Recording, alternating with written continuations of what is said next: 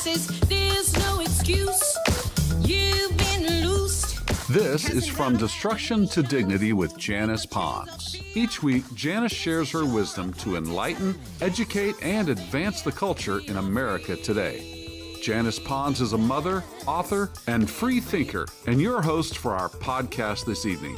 Now let's join your host, Janice Pons. Greetings, greetings, greetings. Come on in. Welcome, welcome, welcome. My name is Janice Pons. I am the host on our podcast, From Destruction to Dignity, Clinical Perspective, Spiritual Truths. Guys, we're going to keep going because, as you know, things are heating up more and more in our nation, and we just need to dissect some things. And over here in this community, on our podcast, we talk about things that are going on that are challenges to our nation, which could be under the category of being destructive. We've seen a lot of it, but we want to go to dignity. So therefore, we have to locate where we are. And so having done that and having said that, we talk about how our clinical perspectives tie in, strategies, skills, tools, a way of thinking, and of course, spiritual truths. Because God has a plan for America. The enemy of our souls has a plan for America, but we're going to go with God's plan. And so therefore, we've got to get the truth out here, and we've got to look at things. And so we've been focused on a specific path related to gaining a clearer understanding regarding how our nation works, how it's structured. We got a flag behind us there. We've got a presidential seal to remind us to pray for our fellow Americans, to pray for our president, his cabinet, his family, their families.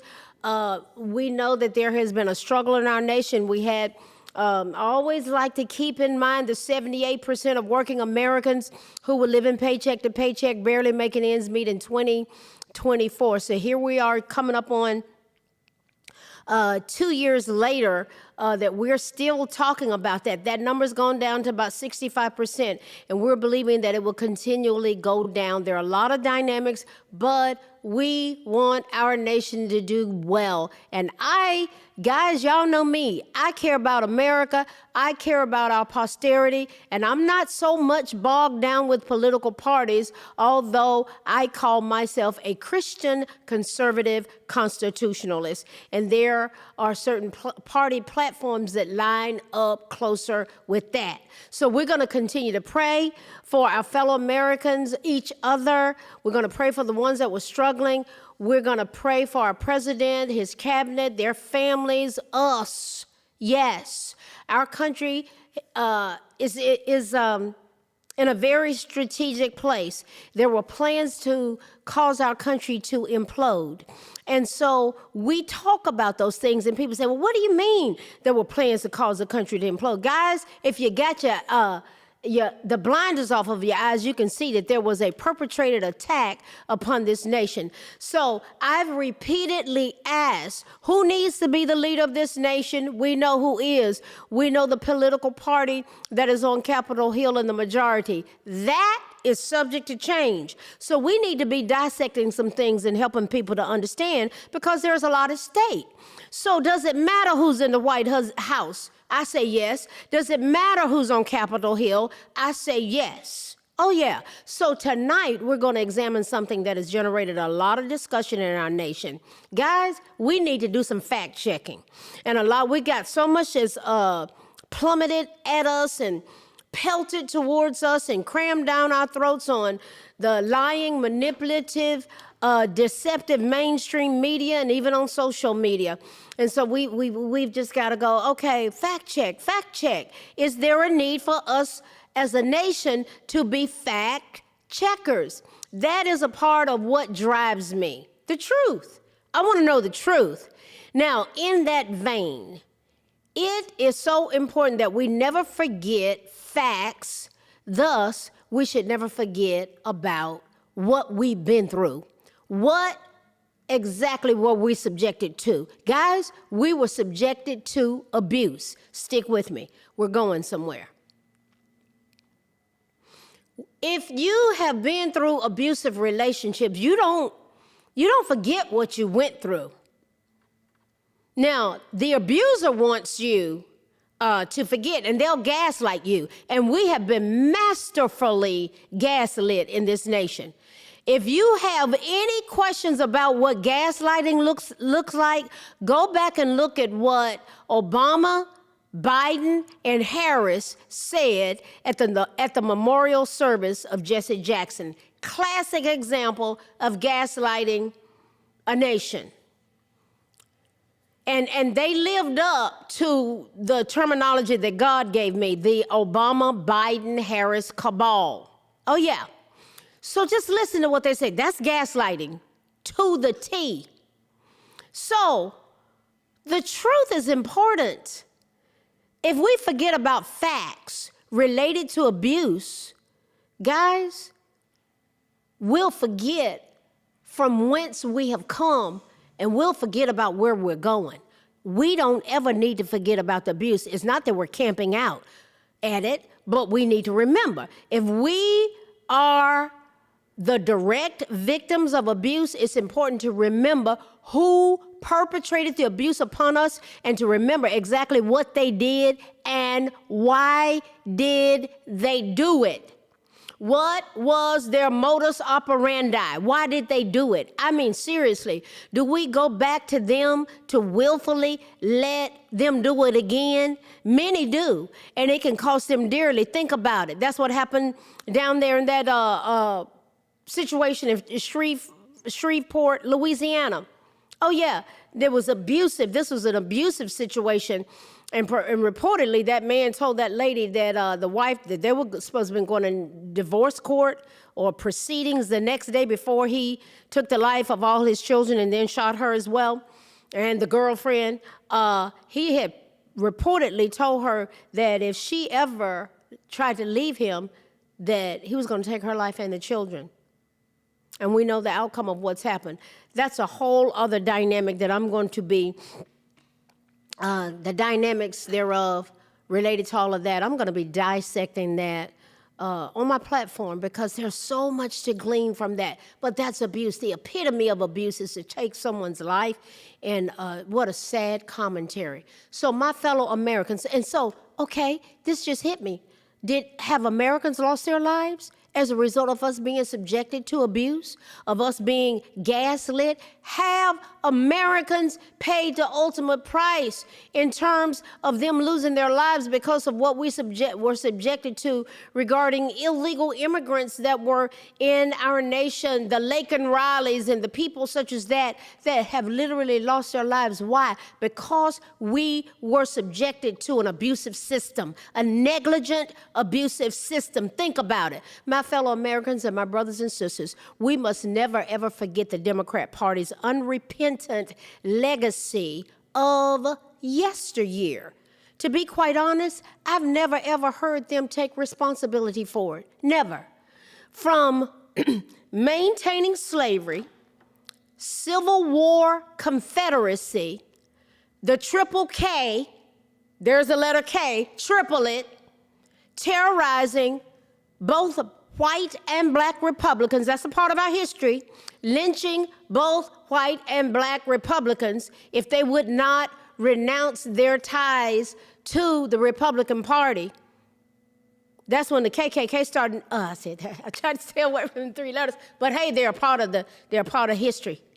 They started in 1866 with the express purpose to terrorize black Republicans who were a part of the political process. The Republican Party opened their arms. They started in 1854, opened their arms to black men being a part of the political process.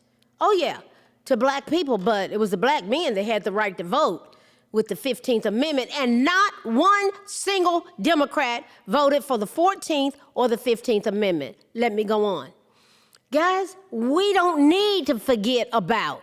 We need to remember Jim Crow segregation in the South, which Nazis applied to Nuremberg laws, where they segregated the Jews. We need to remember history. The de facto segregation in North, Northeast, and the West, Hollywood, with their unions that they had, housing, schools, banking, and movies dehumanizing and having a characterization of black citizens and neighbors as what? Minstrel buffoons. We're just talking about history here and what went on, and it's a backdrop of framing some things. Stick with me. Now, let's take a deep dive into the results of the 1960s through the 1970s, where there was this big fake switch that the Democrat Party keeps saying, the party switched, where the Obama, Biden, Harris cabal. And then there's Tim Walz, he got involved in it too, who's the governor of Minnesota, where all the billions upon billions of fraudulent scams have taken place, fraudulent scams and money laundering fronts. They showed up on the scene. Now, Obama's been on the scene since 2008. I knew exactly what he was going to do. I heard it. I saw it in a dream. And it's all come to pass. So you have, then Biden got at it on, and then came Harris. And then Smiling Tim got at it on. And my God, can you think where we would be if he and Harris had won? So they showed up. The Democrat Party claims they magically repented. Yet, one thing, they said, well, we've moved on. We've moved on, and we include everybody. Okay. Now, if they moved on and they really have a repentant heart for all of that in the past, really, when I have interactions, it's totally, there's no acknowledgement of it whatsoever. So, if they repented, guys, they repented without acknowledging God. That's what I said. They repented without acknowledging the one that you repent to and get forgiveness from. That's not how it works. Now, let me tell you how they don't acknowledge God. When one of your major party planks is the slaughtering of 66 million babies with viable heartbeats in our nation, and they want us to pay for it, is that acknowledging God? That's what you push. While comprising 13 to 14% of the population, do you realize that black women accounted for over 40% of abortions, the dismembering, the burning, and the liquefying of our tiny citizens with viable heartbeats? And we, at one point, were paying for that, and they're still pushing for that. In November of 2025, during that government shutdown, it was around the subsidies of Obamacare, and one of the big pieces in there that the Democrats were wanting to make sure was covered was this issue right here. This issue right here. The dismembering, burning, and liquefying of our tiny citizens. And I just got to ask, how does that acknowledge God? And we got that on our hands, that blood on our hands as a nation. Remember the thrust, guys, remember this. We're talking about fact-checking and not forgetting the framework of what we were subjected to, the abuse. Guys, do you remember the thrust of Antifa, BLM, and anti-Semites literally rampaging in our nation? From 2020 up to 2023, at least 42 people lost their lives due to racial unrest in this nation in that current period of time. Federal investigations and indictments have targeted BLM leaders for allegedly misappropriating millions in donations for personal luxury, travel, and real estate. Oh, yeah. Charges of wire fraud and money laundering highlight significant documented financial mismanagement allegations against various BLM entities. And they just came out here recently saying that these organizations that are supposed to be the poverty center and all these, they were paying money towards the Triple K. The white supremacist movements. Guys, I have said it, and if I said it once, I'll say it again. They're the perpetrators of orchestrated lawfare. They're the perpetrators of orchestrated chaos. And they targeted Donald John Trump with the orchestrated lawfare and he said things in Charlottesville that never came out of his mouth. And they were the ones up there that orchestrated that whole scenario in Charlottesville and all these other places. It's a part of keeping our nation unstable. This is willful planning. Oh, yeah. So what we're talking about is fact-checking. What's the facts regarding what went on? It's come out that they were funding the white supremacy groups. They're funding Antifa. They were funding BLM. They were funding and orchestrating the chaos, guys. And what happened? We had 42 Americans that lost their lives. I know of 3 cases where there's been any accountability. Listen, guys, okay? What else have they done that we don't need to forget about? Guys, we got an election coming up. People are going to make decisions. These types of things need to be kept in proper context. Fact-checking. Listen, speaking of which, let me say this. Grown people in America are free to do whatever they want to do. Yet someone would have to be in sheer denial to even begin saying that the dynamics related to child grooming of millions of children did not occur in this nation. It was discovered in the public school curriculums where a lot of fatherless children were in K through 12 public schools. Targeted attacks.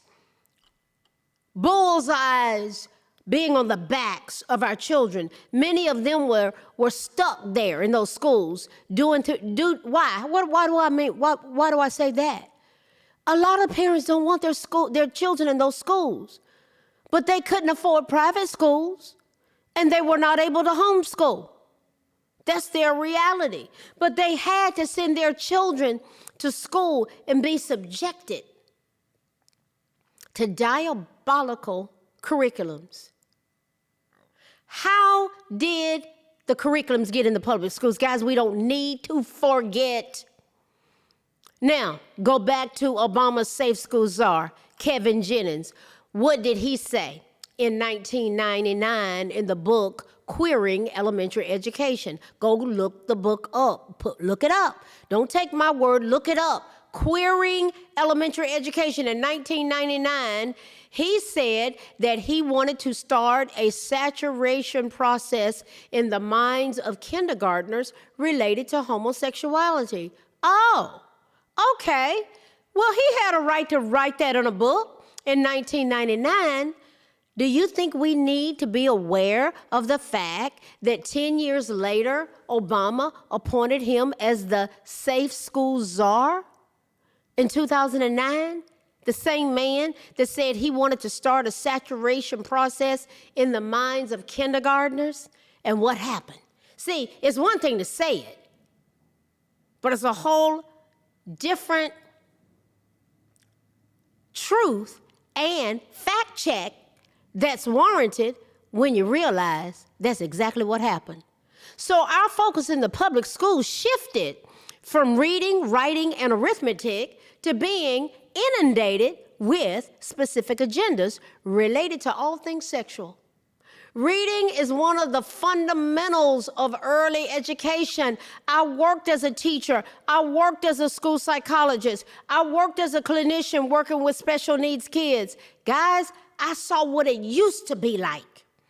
And then I saw what we evolved to.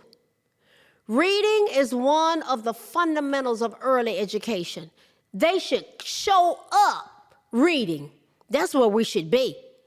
They should show up reading, but it's also something, reading is something that millions of American children struggle with. 40%, listen to me, 40% of fourth graders have below basic reading skills, the worst figure in 2 decades, according to the National Assessment of Educational Progress. Data shows a severe literacy crisis, not an inability to learn. Do you hear me? There's not an inability to learn. It's a severe literacy crisis. According to the National Center for Education Statistics and other reports now listen to this is a shame. And boy, if I ever was in a national leadership position, guys, I know exactly how to go to the core of this because I did it on a micro level. We need to do certain things on a macro level, a large scale level. About 80 to 85% of black fourth grade boys in our nation are not proficient in reading. By 8th grade, only 10% may be proficient. Do you hear me? 80 to 85% of black boys, but across the board, there's problems with fourth graders. But 80 to 85% of black fourth grade boys, that's high, guys. They aren't even proficient in reading. That is totally unacceptable to me. My son was knowing how to read when he was 2 and 3 years old. Why? There were specific things that were done in the home, and it was just taking a segment of time and just doing certain things over and over and over again. What would happen if we did that as a nation? What would happen if we did that as a nation? We're going from destruction to dignity, guys. We are going from destruction. I prophesy that in this nation, we are going to go from destruction to dignity before God takes us out of this place. Oh, yeah, we're going to glorify him because we got to do something different. It's all about structure. And we've been all over the place, and it's been willfully orchestrated by this cabal. And it needs to be called out. This needs to be called out. This abuse of how they perpetrated us and how they set our boys up. These black boys, 80 to 85% of them, and 40% of fourth graders overall in our nation. That's a crying shame. And it's subject to change. Am I talking to anybody? I'm fed up with it. And I know some answers. Many say this stems from systemic issues, including economic disadvantage, school funding disparities, and lack of specialized instruction rather than inherent capability. I agree that it's not related to inherent capability. I totally agree with that. It is related to the lack of structure in homes and the lack of parental involvement in the educational process. That one factor is the number one factor connected to academic success of children. When I was a school psychologist, I brought those parents in from the projects. I taught them how to have a successful parent-teacher conference, to be actively involved in the educational process of their children, talking about who, what, when, where, how, and why. Guys, and we got the media and music and all these crazy diabolical agendas cramming all this other junk down our throats. Guys, then we can't forget about the abuse. I'm dissecting this thing. Fact check. What are we confronted with? What is the truth about what has been perpetrated upon us as a nation? The focus with child mutilation versus reading, writing, and arithmetic, and in school, our taxpayer dollars paying for, well, you know, there's no such things as girls and boys. You can a pelican. You can just be anything you want to be. Oh, you're an animal? Go over there and use the bathroom over there on that little pad. Call this stuff out. Call it out. It's from the pits of hell. The focus in our schools on child mutilation versus what? Reading, writing, and arithmetic has cost our nation direly. Guys, somebody's got to talk about this stuff and expose it and bring answers to the table. Who would have ever thought that the focus would be on teaching kindergartners how to pleasure their bodies and be told that there was no such thing as doing it too much in one day? Who would have ever thought that our taxpayer dollars would be remotely connected to that? Guys, that's a fact check.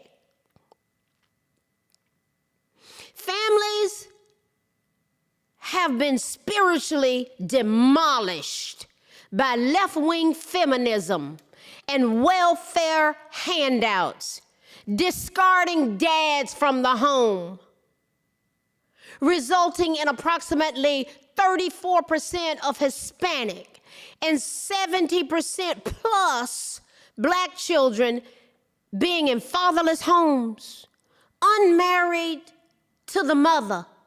Remember how LBJ, Lyndon Baines Johnson's Great Society, set it up that a man could not be in the home for a woman to get welfare and to get food stamps, to get help. Prior to that, 82% of Black homes in America had a man and a woman present, and that was during the days of Jim Crow that I lived through.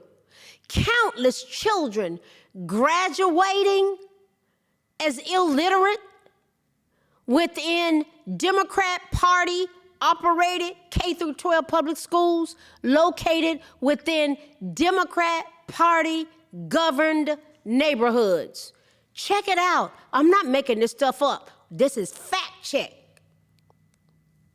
Fact check. And not forgetting what was done to us. Never forget the unrepentant, relentless legacy of racial idolatry and Black fetal genocide of the Obama, Biden, Harris cabal, all sponsored and pushed by the Democrat Party. Guys, we're talking about policies. They have a culture of death connected to them. Had the nerve to have an abortion truck at the DNC convention in 2024 and just smiling like it was a badge of honor. Now, with Kamala Harris talking loudly about possibly running for president again, never forget the three major party platforms promoted by her, because we're going to hear more and more and more and more. The dismembering, burning, and liquefying of our tiny citizens. Medical issues is one thing, of the mother, the child, that's one thing. And if someone's body was accosted, that's one thing. But we're talking about birth control. It's a form of birth control. Up to 9 months. And you even had some politicians from the Democrat Party talking about once the baby had even come out, that if the mother didn't want it, it was still okay to do it. Then another part of her, it was three things that were a major part of her agenda.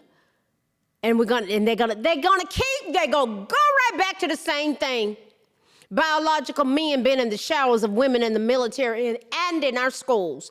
That actually falls under her categorization. She said, well, we were just following the law. Well, you know what? It's changed. Trump stopped all of that traumatization of our girls and our women. Yeah, these women were petrified. They were terrified.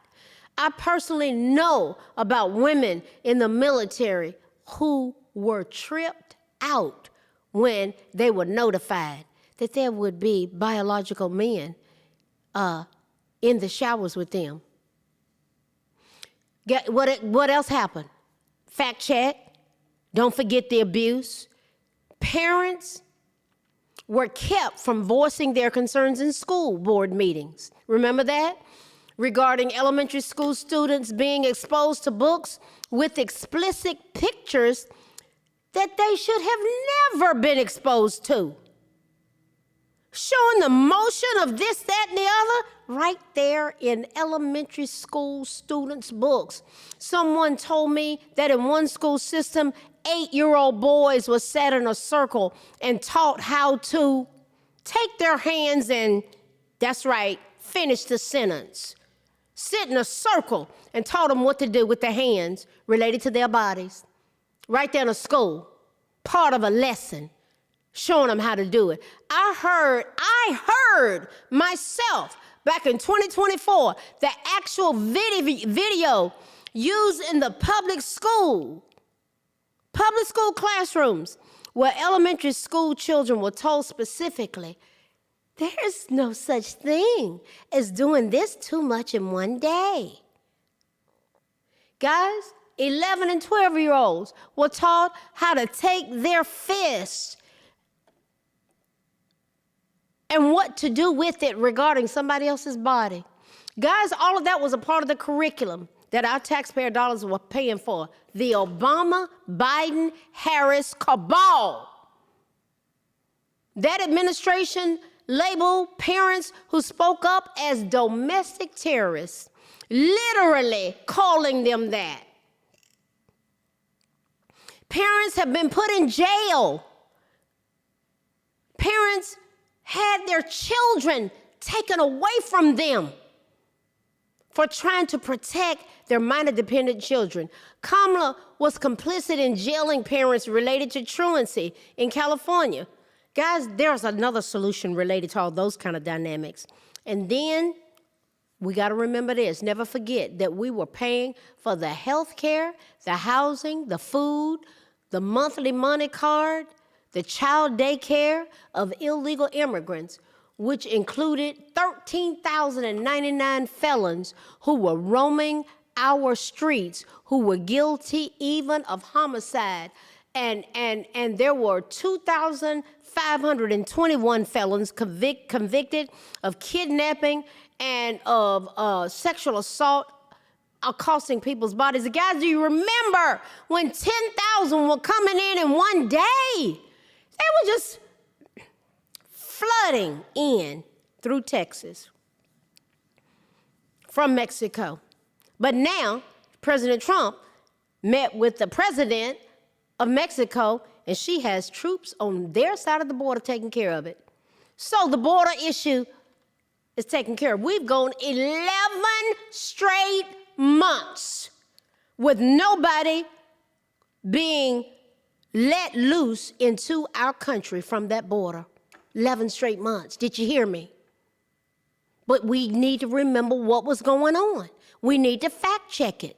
We need to remember the abuse. Now, here's the deal breaker, or at least it should be. Who was the border czar as those people were coming across our border illegally? Kamala Harris. Now that they're talking about her running for president again, we need to remember. Moreover, can you or I, as an American citizen, walk the streets if we were convicted of homicide?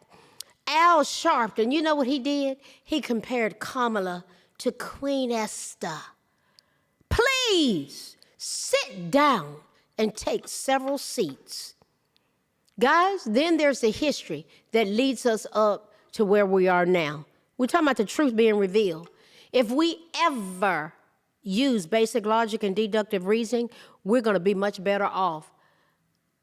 I just remember that after Obama scolded, you remember when he scolded black men for not supporting Kamala? She subsequently came out and said, well, we're proposing to give black men a loan so that they can have a business that sold weed. Selling weed is one of the #1 problems in the black community. She didn't give them any other choice. What an insult.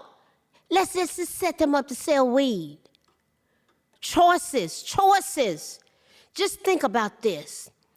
The Trump accounts on Independence Day, they're going to drop on Independence Day. The choice is to start your own business when you're 18. Use the money to pay towards college or trade school, or use it for a down payment on a house. Has that ever been done in Janice Pond's lifetime? Nope. No.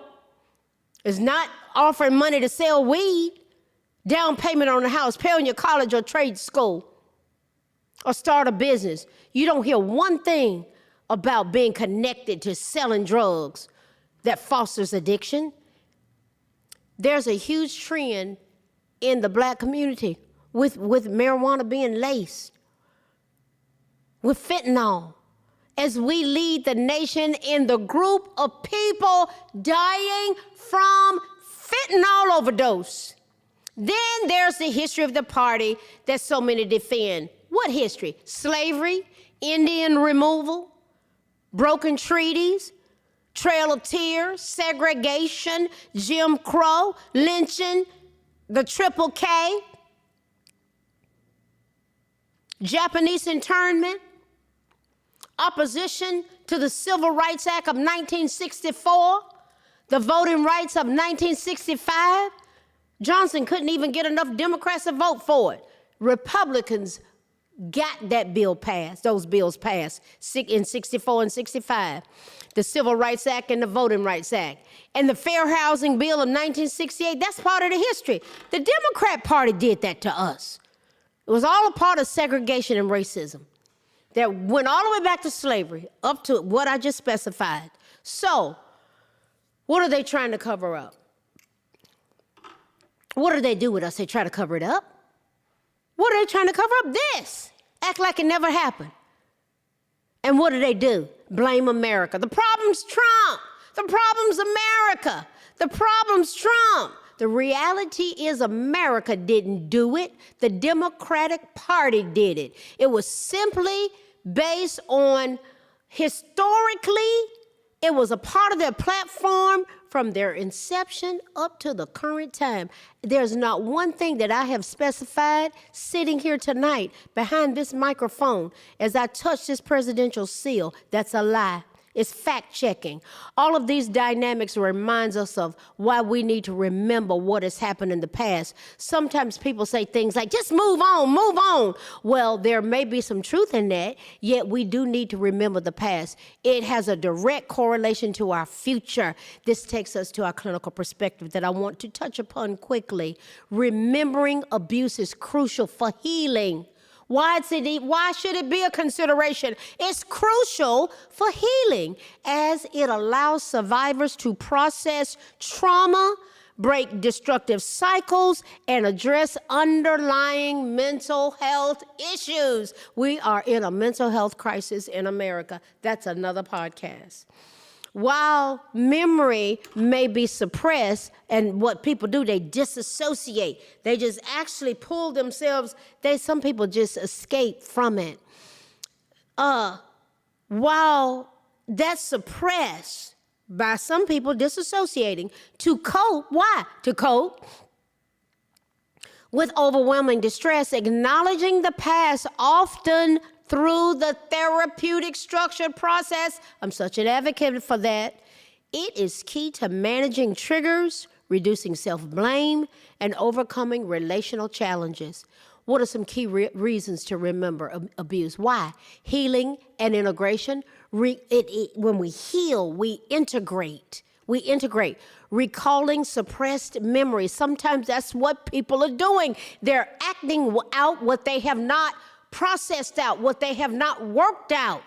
Recalling suppressed memories helps integrate the experience, which can reduce symptoms of anxiety, depression, and PTSD. Ask me how I know. Why can't it be helpful? Why is that helpful to have an understanding regarding the triggers? Guys, recalling the abuse helps survivors make sense of their body's flashbacks or emotional reactions. Do you know when I went through the therapeutic process, I spent 4 sessions dealing with the 8-year-old Janice. You talking about getting delivered and set free? Guys, people carry this baggage into their adulthood.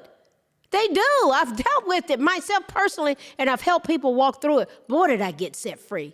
It was powerful. And recovery support groups was a part of it too. Oh yeah, Al-Anon, getting a sponsor, working the 12 steps. Guys, this stuff will change your life. It'll save you. It'll help you. It's the the renewing of the mind. Be ye transformed and changed. How? How? By the renewing of your mind. Your mind is a part of your soul. Your mind, your will, your emotions, your intellect, your drive, and your desires. And we're surrounded with people that are just bogged down in their minds. They've never gone there, and they act it out.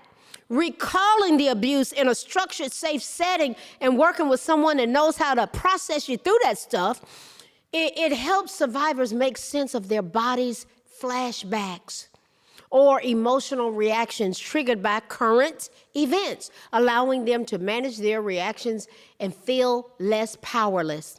Listen, breaking cycles can be a crucial part of someone's recovery. Remembering allows individuals to understand and change unhealthy, reenacted behaviors in relationships, such as self-blame or pursuing harmful partners and violating boundaries. Guys, we are surrounded with this kind of thing. And some of you may be challenged with it. I used to be, not anymore. I dealt with it. But you got to do the work. Excuse me. You got to do the work. But boy, the benefits are amazing. Then we have medical and psychological care. Identifying childhood trauma is essential for treating chronic physical health problems such as fibromyalgia, chronic fatigue, mental health issues, ensuring appropriate trauma-informed care. While remembering can be painful, what does it do? If we remember and deal with it, it often brings relief and allows survivors to reclaim energy previously spent on suppressing the past. This is where the power of the therapeutic process comes in. The power of dissecting things can be so life-changing, guys. It can be. I don't want to ever forget what happened historically from a political perspective. Do you know why? Because I don't want to partner with a movement that perpetrated the abuse and that currently still promotes a culture of death, destruction, and chaos. What have we looked at tonight? Fact-checking. And how we need to remember certain things, guys. Never forget. Guys, we went a little over, but we needed to. Now, we're going to close with this. I have an amazing friend, Mark Lennon, and he is gifted in poetry. And he says this, and I'm going to share it with you. It's called a wake-up call. Politics and religion, wake-up call. There is an evil thing I've witnessed in this land where those professing Christ have strengthened Satan's hand, where Christians are deceived by some of Satan's tricks. They've turned their backs on Christ and called it politics. When babies are daily slaughtered and marriage redefined, and the mention of Christ's name is called a hateful crime. The church has turned her back. And how can such things be when this evil is so blatant to a sinner just like me? Search the scriptures closely. I think that what you'll find, it's darkness some men love, while others are just blind. With deception and divisions, with murders, lies, and thefts, Scripture points them out as being on the left. When Christians cast their lots with all that these men do, then Christ, the righteous King, is crucified anew. Where Christians quickly fall for all of Satan's tricks, my Christ betrayed again in the name of politics. But when the Savior comes and justice is let loose, because we have the scriptures, there will be no excuse. The scriptures have been calling for years to one and all. The King will soon return.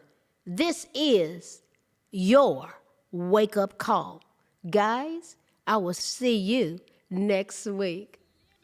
Good night. Thanks for listening to this week's episode of From Destruction to Dignity with Janice Pons. Janice's mission is to provoke thought, bring awareness, and point people towards intervention when needed. As a reminder, this show is not therapy, but for educational purposes only.